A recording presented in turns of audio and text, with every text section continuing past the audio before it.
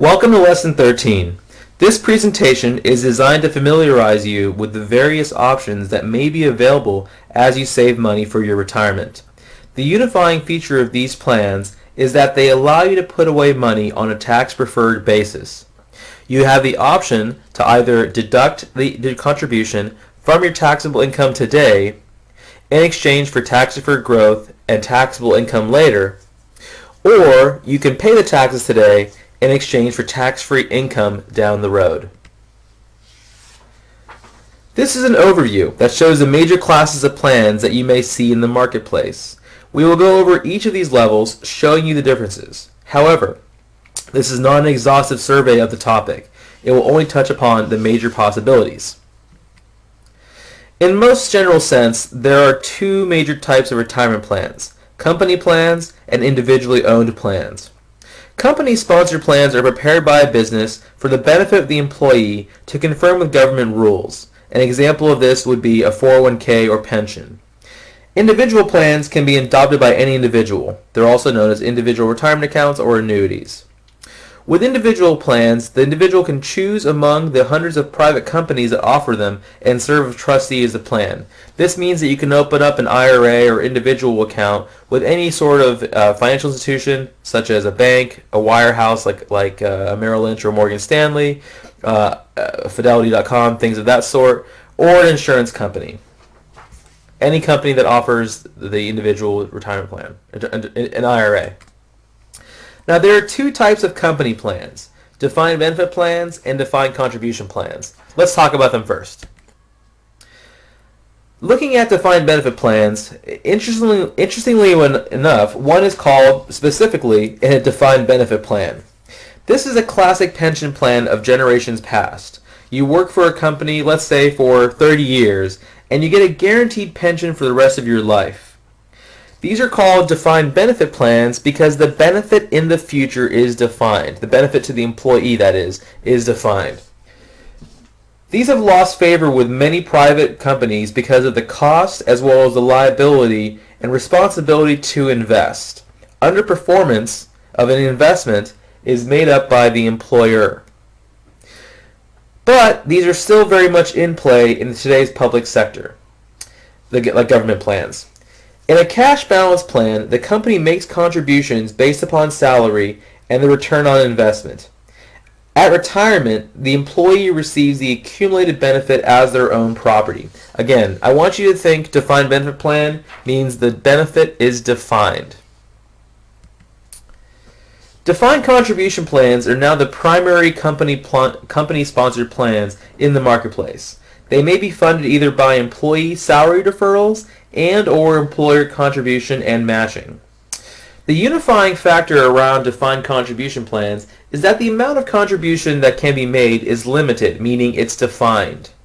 The balance in the plan is the property of the employee, and the employee is responsible for how it is invested and distributed. This means, again, that the contribution that you can make is defined. That's why it's called a defined contribution plan. The maximum contribution is defined. The employee or participant has the responsibility to invest their own money. Therefore, the benefit in the future may potentially be unlimited. There are vesting rules associated with the company contribution and withdrawn if that may be withdrawn if the company leaves before. There are vesting rules associated with the company's contribution that the employer may claw back that money if the employee leaves before becoming fully vested. And there are specific rules on their withdrawals. Vesting simply means percentage of ownership. If you have a 3-year vesting schedule where you don't receive any ownership in the employer contributions you receive for the first 2 years, and then receive 100% ownership in the 3rd year. This means that you may be getting contributions from the employer. However, if you leave before your vesting period is over, you may not receive those dollars. It's important to know that you are always 100% vested in your own contributions. Employee contributions are never subject to vesting. Again, employee contributions. Now, there are governmental restrictions on the aggregate contribution of the employer and the employee. There are percentage of pay restrictions for employer contributions, and there are total contribution restrictions on employee contributions. Also, they are applied in aggregate to all employment, meaning there's only so much that can be contributed, no matter how much you make and the number of employers you have. There are potential penalties for distribution before age 59 and a half. Distributions are required starting in the year you reach age 70 and a half, unless you are still employed with a company and not an owner. What does it mean to have an aggregate contribution? As stated here, you have a $17,500 limit for as an employee contribution for in the year 2013. That's for people that are 49 years or younger. If you're 50 years or older, you get an additional $5,500 for a total of $23,000.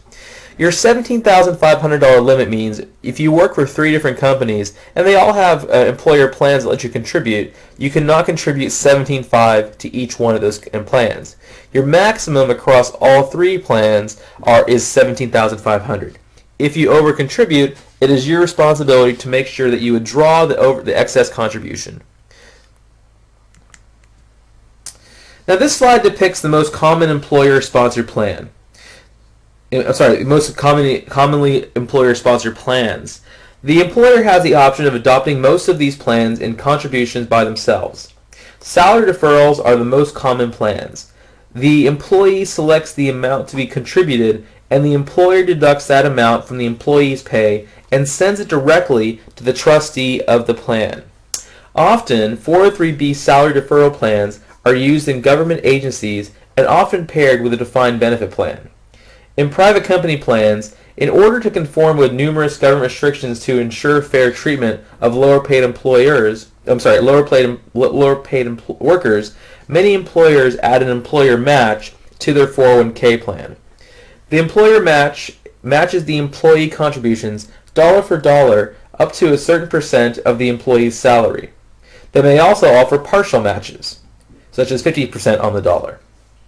In money purchase and profit-sharing plans, the employer contributes a percentage of each employee's pay to their account on an annual basis. In an ESOP, the contributions are all or part of the company's stock. Again, 401ks and 403bs are some of the most common employee salary deferral plans in which the employee elects to contribute money on a voluntary basis to their retirement account. They are responsible for how to invest the money, and they may be incentivized with an employer match or employer contributions to use that plan. Typically, 403b plans do not have a match available. Many government entities offer a 457 thrift plan in which employees can make an additional after-tax contribution that is matched by a government entity. Simplified Employee Pension, or SEP, plans are available for smaller businesses. They are essentially profit-sharing plans because their contribution comes solely from the employer and is based upon employee earnings. This means only the employer can contribute to a simplified employee pension. Employee deferrals are not allowed. Contributions from the employer to the employee are 100% invested when received in the employee's SEP account. They are also referred to SEP IRA because they come from the same portion of the IRS code that establishes IRAs.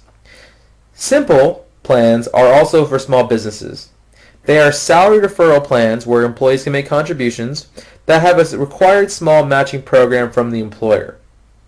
The name SIMPLE stands for Savings Incentive Match Plan for Employees. However, the name is pretty misleading in the sense they are not very simple if you need to distribute your money or roll to an IRA. If you have one of these plans and wish to transfer it, please be aware of any sort of tax ramifications and loopholes that may exist. You may hear of a SARSET plan, which is a SEP plan, SEP IRA plan, but the employee can have a salary deferral as well. Some may still exist, but new plans of this type cannot be started. Switching over to the individual plan side, we have IRAs, meaning individual retirement accounts, and annuities. Both Roth and regular IRAs come under the same portion of the IRS code and thus are similar in several important ways. First, you must have earned income to qualify. This means income from employment. You cannot use investment income or rental income, anything, or gifts to fund Roth or regular IRAs. You must have earned income in order to fund them. Secondly, the annual contribution limits are identical in aggregate, but fairly low compared to company plans.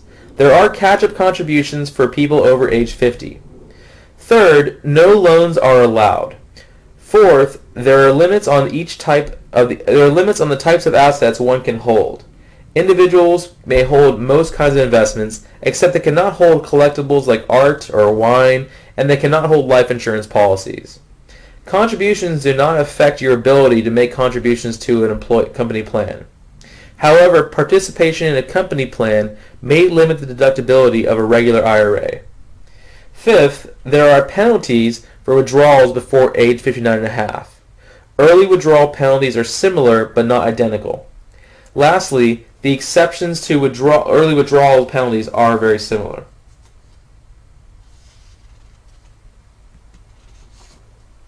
Regular IRAs may or may not be tax deductible.